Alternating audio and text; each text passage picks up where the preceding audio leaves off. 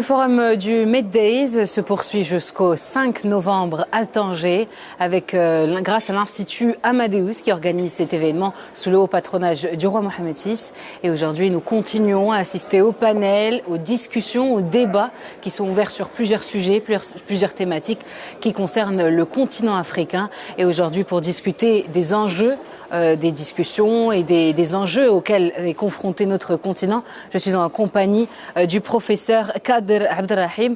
Bonjour. Bonjour.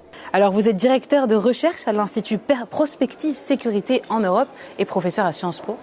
Oui, absolument. C'est un plaisir de vous avoir parmi nous. Merci, c'est gentil. Alors aujourd'hui, vous avez assisté à un panel qui s'intitule « Le terrorisme, l'instabilité politique, les menaces sécuritaires en Afrique et quelles solutions pour mettre fin à ce cercle vicieux ». Pour vous, quelle est l'importance de telles discussions, tout d'abord ? L'importance, elle est relative, parce qu'on est ici, nous, on n'est pas des décideurs.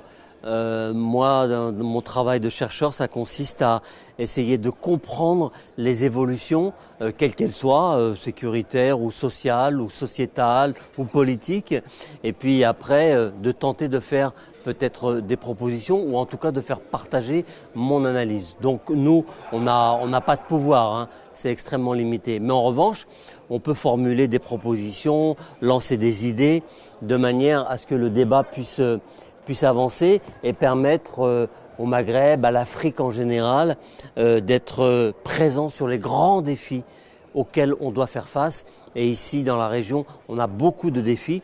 Et la guerre en Ukraine vient d'accentuer, d'abord la guerre en Ukraine a déstabilisé l'économie mondiale, et puis elle vient d'accentuer les problèmes et les défis que nous devons relever. Alors justement pour vous, la problématique de la sécurité, des menaces sécuritaires est une des plus profondes. Mais quelles sont les raisons derrière cette crise-là ? Quelles sont les raisons les plus profondes derrière cette crise ? On ne va pas remonter à des temps immémoriaux, mais à mon avis, si on regarde un peu l'histoire de l'Afrique sur le temps long, c'est-à-dire depuis les indépendances, on a eu une succession de coups d'État un peu partout sur le continent et puis une instabilité. Troisièmement, les questions sociales et économiques qui n'ont jamais trouvé de solution. Donc on a 3 générations au moins, on va dire depuis le début des années 60, qui arrivent maintenant à l'âge adulte, qui sont en position de prendre des responsabilités dans leur pays et qui ne parviennent pas à trouver leur place dans leur propre société. C'est très vrai, par exemple, pour des tas de raisons. Je pense au Sahel, puisque on a beaucoup parlé du Sahel ce matin, qu'il y avait beaucoup d'anciens ministres ou de chefs de gouvernement. Au Niger, la population double. Donc c'est une question démographique. La population double tous les 30 ans. Donc c'est un enjeu colossal, énorme. Comment on peut faire face à la fois en matière d'éducation, en matière de santé et en matière sociale? Quels débouchés on propose, on offre à toute cette jeunesse? Il n'y en a pas. Le terrorisme, il a des raisons endogènes, les questions que je viens d'évoquer à l'instant, politique, éducative, la santé. Et puis il y a des raisons exogènes. Il y a un contexte international. L'Afrique, elle n'est pas isolée du reste du monde. Elle subit ce qui se passe ailleurs dans le monde. C'est le cas avec la guerre en Ukraine. Et parfois même, elle subit les contre-coups de déflagrations qui ont eu lieu ailleurs. La guerre en Libye, la guerre en Irak, les problèmes en Palestine, etc. Donc, on est tous dans un même monde et on est tous interdépendants. C'est un processus, je vous apprends rien, qui s'appelle la mondialisation. Et par conséquent, aujourd'hui, beaucoup plus que pour la génération de nos parents, les problèmes sont, lorsqu'il se passe quelque chose à Tanger, immédiatement, il est connu à l'autre bout du monde, en Australie, en Terre Adélaïde ou que sais-je. Donc, vous voyez, il y a cette dimension, et c'est très paradoxal, puisque l'information va très vite, mais en même temps, nos dirigeants politiques, les élites politiques, ne sont pas capables d'anticiper cette rapidité, cette fluidité de l'information pour mettre en œuvre des solutions, des formules qui tiennent sur au long cours. Et donc le terrorisme, il fait son miel de tout cela. Et puis avant le terrorisme, il y avait dans cette région du monde, au Sahara-Sahel, des trafics de toutes sortes, des contrebandes. Bon, c'est très ancien, hein. Et aujourd'hui, ces anciennes routes continuent à se développer, mais avec des véritables mafias organisées. Parce que si l'économie mondiale s'est mondialisée, le terrorisme, les mafias, les contrebandiers aussi se sont mondialisés. Et donc, les problèmes se retrouvent décuplés. On ne peut pas aujourd'hui faire face seul, un État, comme le Mali par exemple, prenons cet exemple, ne peut pas faire face aux problèmes qui se posent à lui tout seul. Ce n'est pas possible. D'abord, c'est un pays pauvre, c'est un pays qui a peu de ressources, dans lequel l'État est difficile et qu'il a beaucoup de mal à gouverner sur l'ensemble de son territoire.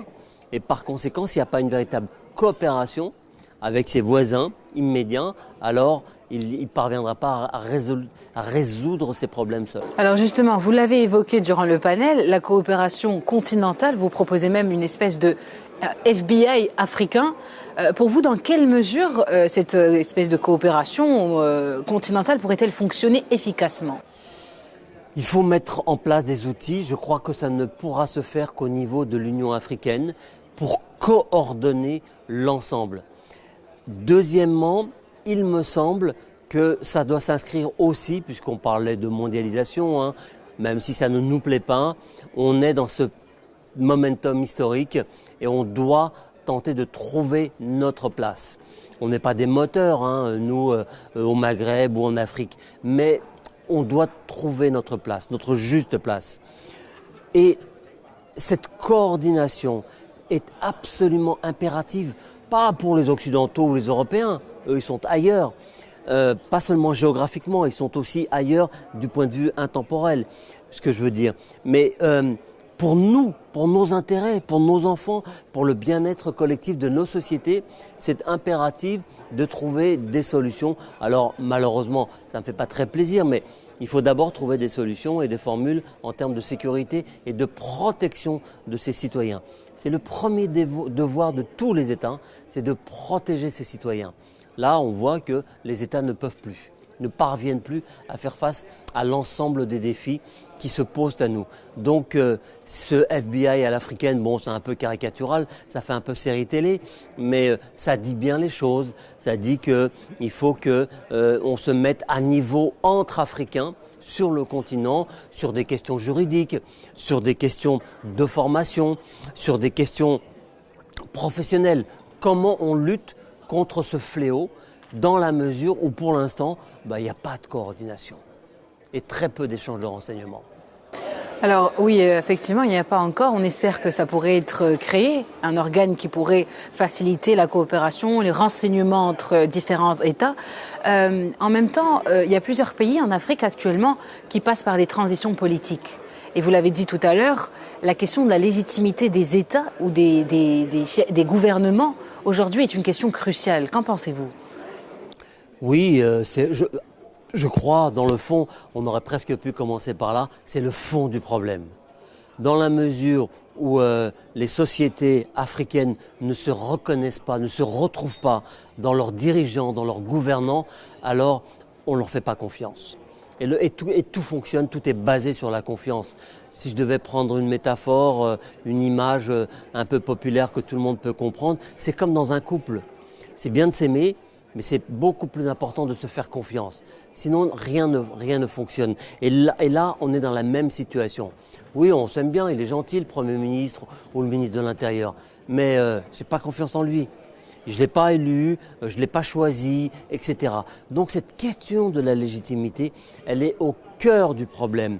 Alors on pourra faire un FBI à l'africaine, mais s'il n'y a pas une confiance sincère, réelle, partagée entre ceux qui dirigent et les citoyens et les sociétés africaines, alors ça ne fonctionnera pas parce que très vite, les Africains vont se rendre compte que c'est un bel outil, le FBI à l'africaine, mais qui va surtout servir à permettre à ceux qui sont au pouvoir de rester au pouvoir pour préserver leurs petits intérêts et leurs prébendes.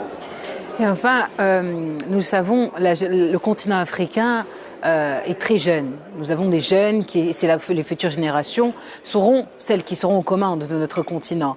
Mais la jeunesse africaine aujourd'hui a été confrontée à beaucoup de violences, à expérimenter beaucoup de violences, des épisodes frustrants dans plusieurs États.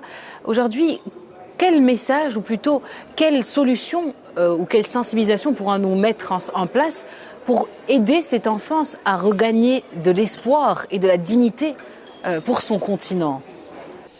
J'ai du mal à vous répondre parce que je crois que tout est lié dans le fond.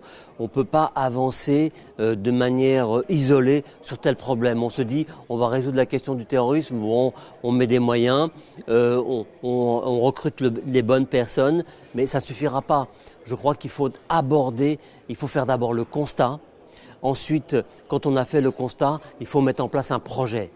Et à partir de ce projet, évidemment, la question du bien public, de l'éducation de nos enfants, des questions sanitaires, etc., doivent permettre de leur donner ou de leur faire entrevoir un véritable avenir. Aujourd'hui, ils n'en ont pas parce qu'il y a beaucoup de pays sur le continent africain qui n'ont connu que la violence.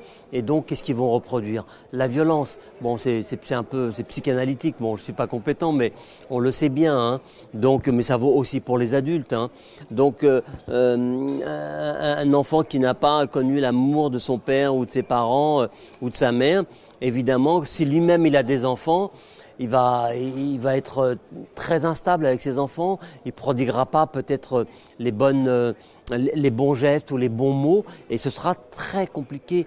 Et c'est contre ça aussi qu'on doit lutter. Ça vaut pour les générations à venir, mais ça vaut aussi pour nous. Moi, j'étais très frappé ce matin. C'est ce que j'ai dit dans mon intervention. Pardon. Il y avait quand même une belle brochette d'anciens premiers ministres, d'anciens ministres des Affaires étrangères, ministres de l'Intérieur ou de personnalités politiques encore en fonction sur tout le continent. Hein. Ils venaient de partout. Afrique de l'Est, Afrique de l'Ouest, Afrique centrale, Afrique australe. Et ils disaient voilà, ils font le même constat que nous.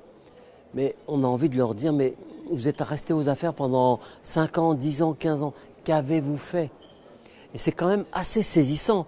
Donc vous voyez, la psychanalyse, ça fonctionne dans les deux sens, à la fois pour les sociétés, mais aussi pour les élites politiques.